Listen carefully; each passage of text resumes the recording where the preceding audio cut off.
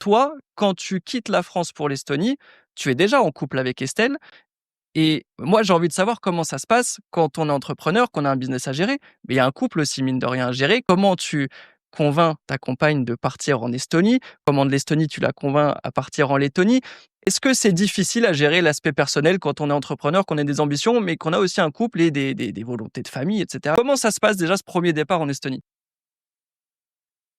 Alors, lors de ce premier départ en Estonie, notre couple n'était pas ce qu'il est, aujourd'hui. Moi, globalement, mon avenir était là-bas. Je suis parti et je lui dis: «Libre à toi de me suivre». Moi, globalement, mon cœur me dit d'aller là-bas et j'y vais. Elle, à ce moment-là, on lui propose un CDI à Paris, développement informatique, et elle va dire non à ce CDI. Elle va demander, finalement, si ce CDI ne peut pas plutôt être un contrat de freelancing, Mmh. ce qu'ils vont accepter, et elle va me rejoindre en Estonie un mois plus tard. Ouais. Donc ça démarre comme ça. Hem et honnêtement, la vie à 2, je trouve, enfin, moi, je sais pas comment font ceux qui ne bossent pas ensemble Mmh. pour vivre leur vie.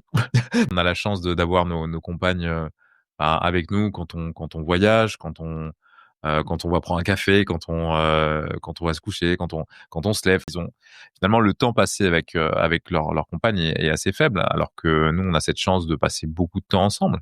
Moi, je suis très heureux de passer beaucoup de temps avec Estelle.